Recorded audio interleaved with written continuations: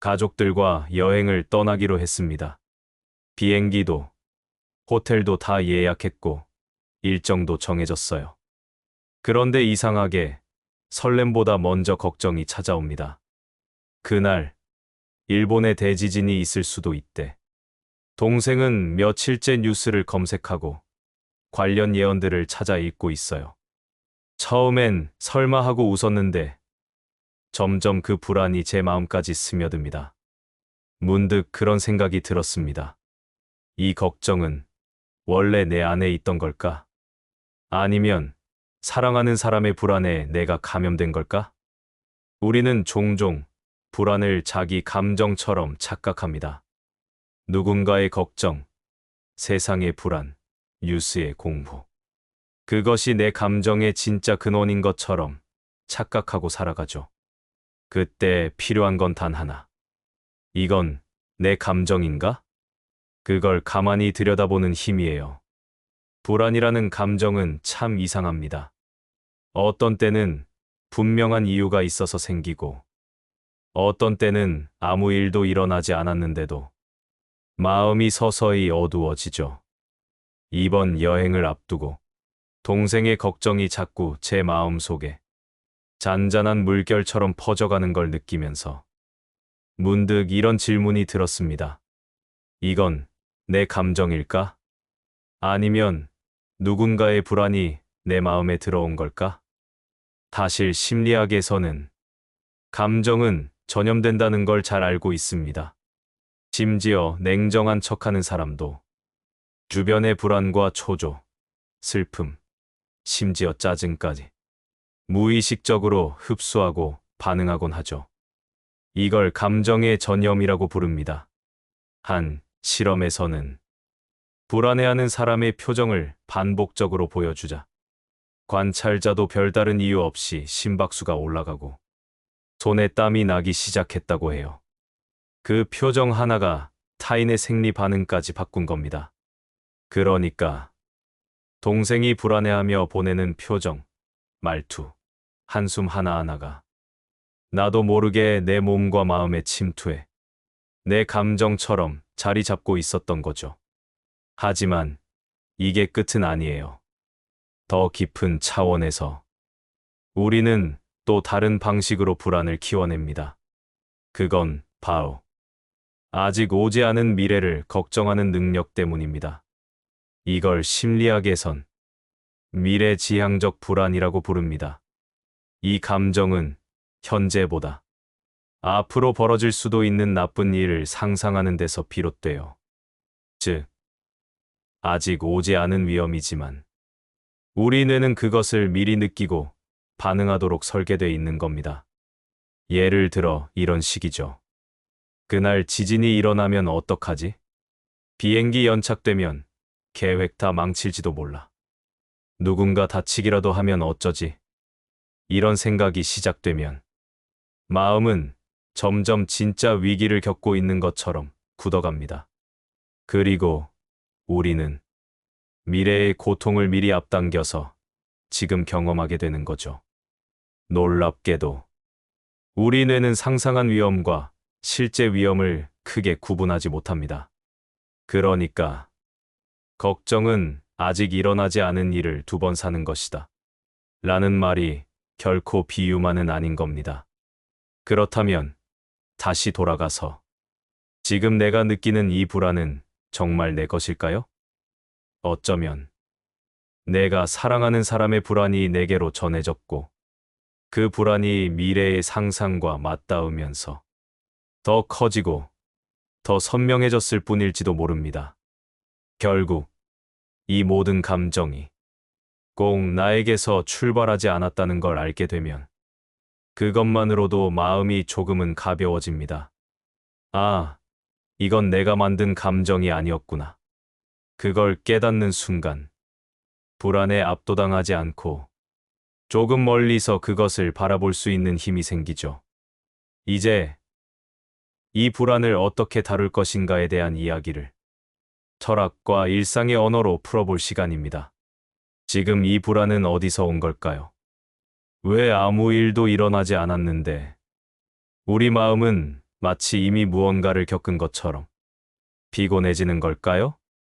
이 물음에 대해 고대 철학자들과 존재론자, 그리고 부처님은 저마다 다른 말로 비슷한 방향을 가리킵니다. 지금, 여기, 내가 통제할 수 있는 것에 집중하라. 그리고 불안을 적으로 보지 말고 깨어있음을 알리는 신호로 받아들이라. 먼저, 스토아 철학을 봅니다. 고대 로마의 철학자 에픽테토스는 이렇게 말합니다. 우리를 괴롭게 하는 것은 사건이 아니라 그 사건에 대한 우리의 해석이다. 스토아 철학자들은 인간의 고통이 사건 때문이 아니라 그 사건을 어떻게 생각하느냐에 따라 달라진다고 믿었습니다.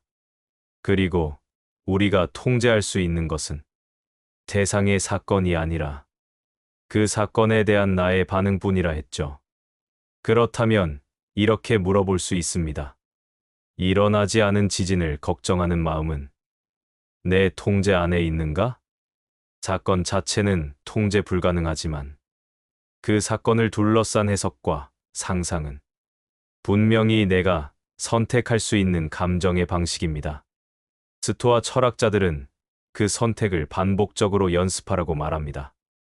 내가 바꿀 수 없는 것 앞에서는 고요하라. 그건 체념이 아니라 세상을 향한 내 감정의 주도권을 회복하는 일입니다. 이제 시선을 현대 철학자 하이데거에게로 돌려볼까요? 하이데거는 불안을 단지 피하고 싶은 감정으로 보지 않았습니다. 오히려 불안은 존재가 깨어있는 순간이라고 말했죠. 그는 인간이 살아가면서 문득 아무 이유 없이 막막한 불안에 휩싸일 때가 있다고 말합니다. 그 불안은 뚜렷한 원인이나 대상이 없습니다. 그저 전반적인 낯설음, 세상과의 거리감, 나 자신이 허공에 떠 있는 것 같은 느낌. 하이데거는 그 상태를 존재의 깨어남이라고 표현합니다. 그동안 너무 익숙해 무심히 지나쳤던 것들, 삶, 관계, 시간, 죽음이 불안을 통해 비로소 다시 보이기 시작하는 거죠. 불안은 나쁜 것이 아닙니다. 삶이 다시 시작되는 입구에 항상 조용히 놓여 있는 감정입니다. 지금 우리가 느끼는 여행을 앞둔 불안도 사실은 더 깊은 곳에서 나는 이 시간을 정말 잘 살고 싶은가? 사랑하는 가족과의 이 하루를 무사히 보내고 싶은가? 하는 마음에서 비롯된 것입니다. 그리고 이 불안에 대해 불교에서는 또 다른 방식으로 이야기합니다. 부처님은 말씀하셨습니다. 걱정은 아직 오지 않은 일을 지금 와서 겪으려는 어리석음이다. 불교에서는 걱정과 불안이 생각에 휘둘리는 마음의 습관이라고 봅니다. 생각은 구름과 같아서 떠오르도록 내버려 두되 집착하지 않아야 한다고요. 지금 내 앞에 차 한 잔이 있다면 그 온기를 느끼고 지금 이 자리에 함께 있는 사람의 눈을 바라보고 내가 안전하게 숨 쉬고 있다는 걸 느끼는 것이 무엇보다 소중한 수행입니다. 그것이 지금 이 순간에 머무는 법이며 불안이란 이름의 허상을 거두어내는 지혜입니다. 불안은 결코 우리를 망치기 위해 오는 감정이 아닙니다. 오히려 철학은 우리에게 이렇게 속삭입니다. 이 감정은 너의 존재가 깨어있음을 말해주는 조용한 종소리다. 지금 그 소리를 들을 시간입니다. 철학이 아무리 깊은 사유를 열어준다 해도 결국 우리는 일상에서 그 철학을 살아내야 합니다. 불안도 마찬가지입니다. 머리로 이건 내 감정이 아니야를 이해했다 해도 가슴은 여전히 그 불안 속에서 두근거릴 수 있거든요. 그렇다면 이 불안을 어떻게 다룰 수 있을까요? 철학이 가리키는 삶의 방향을 작은 실천으로 옮기는 법을 함께 생각해 봅시다. 첫 번째, 불안을 없애려 하지 말고 관찰하는 연습을 해보세요. 많은 사람이 불안에 휩싸일 때 본능적으로 그것을 없애려 합니다. 영화를 보거나 유튜브를 켜거나 핸드폰을 붙잡고 딴 생각을 하거나. 하지만 그건 불안을 억누를 뿐 없애는 게 아닙니다. 되려 억눌러진 불안은 다른 형태로 다시 올라오곤 하죠. 그래서 중요한 건 불안을 없애는 게 아니라 바라보는 것입니다. 예를 들어, 마음속에서 혹시 여행 중에 사고라도 나면 어쩌지? 라는 생각이 올라온다면 그 생각을 곧이곧대로 받아들이는 대신 이렇게 말해보는 겁니다. 지금 내 마음속에 불안이 올라오고 있구나. 그건 이런 상상 때문이구나. 그 상상은 내게 무엇을 말하고 싶어 하는 걸까? 이처럼 불안을 감정이 아닌 현상으로 바라보는 습관이 생기면 그 감정에 덜 휘둘리고 오히려 내 마음을 더 선명하게 마주하게 됩니다. 두 번째, 이 감정이 진짜 내 것인지 외부에서 들어온 것인지 분별해 보세요. 우리는 종종 타인의 감정에 감염됩니다. 특히 가까운 가족이나 친구일수록 그 사람이 불안해하는 모습만 봐도 내 안에 똑같은 감정이 자라나기 시작하죠. 하지만 그런 순간에 잠시 멈추고 이렇게 질문해 보세요. 이 불안은 내가 원래 가지고 있던 감정일까? 아니면 내가 사랑하는 사람의 감정에 반응하고 있는 걸까? 그 질문 하나로 감정의 중심이 조금씩 바뀝니다. 그 불안을 곧이곧대로 받아들이는 대신 조금은 거리를 두고 바라볼 수 있게 되죠. 마치 거울에 비친 그림자를 실제의 나와 구분하듯 말입니다. 그걸 인식하는 순간 이 감정에 끌려가지 않고 나를 지키며 한 발 뒤로 설 수 있는 여유가 생깁니다. 세 번째, 누군가의 불안에 휘둘리지 않으면서도 따뜻하게 공감하는 법을 익혀야 합니다. 이건 가장 어렵지만 삶에서 꼭 필요한 기술입니다. 사랑하는 사람이 무서워라고 말할 때 우리는 두 가지 선택지를 마주하게 됩니다. 하나는 같이 무서워지는 것. 다른 하나는 무섭지 않은 척하며 그 감정을 무시하는 것. 하지만 둘 다 어딘가 불편하죠. 함께 무서워지면 함께 가라앉고 무시하면 관계의 틈이 생깁니다. 그래서 필요한 건 나는 괜찮지만 너의 마음은 이해해 라는 태도입니다. 예를 들어 동생이 7월 5일 지진이 있을지도 모른대 라고 말할 때 우리는 이렇게 말할 수 있습니다. 그렇게 느끼는 너의 마음 충분히 이해돼. 나도 내가 걱정하는 만큼 이 여행이 소중해. 하지만 우리가 할 수 있는 준비는 다 했고 나머지는 너무 멀리 있는 가능성에 마음을 빼앗기고 싶지 않아. 이 말은 불안을 무시하지 않으면서도 그 불안에 끌려가지 않는 중심을 지키는 언어입니다.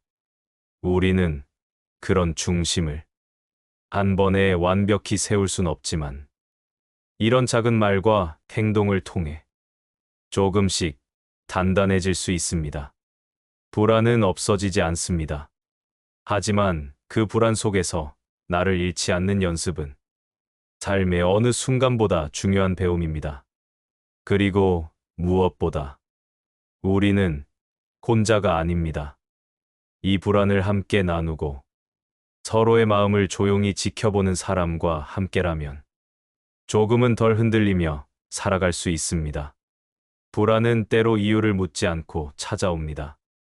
특히 우리가 가장 기대하는 시간, 소중한 사람들과 함께하는 순간 앞에서 묘한 그늘처럼 드리워질 때가 있죠.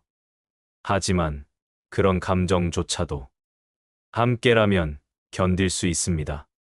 아니, 어쩌면 함께이기에 더 조심하고 더 간절히 바라는 마음이 생기는 걸지도 모릅니다. 동생에게 전했던 말이 있습니다. 불안해하는 너의 마음, 나도 이해해. 혹시라도 걱정이 밀려올 땐 잠깐 숨을 고르고 이렇게 말해보자.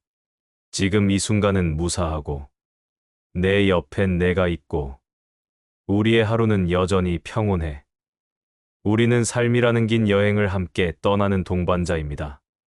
예기치 못한 날씨도, 갑작스러운 변수도 있지만, 그 안에서 서로를 바라보고 다독이는 마음만큼은 우리의 통제 안에 있습니다. 그러니, 괜찮아요. 조금 흔들려도, 잠깐 멈춰도 괜찮아요.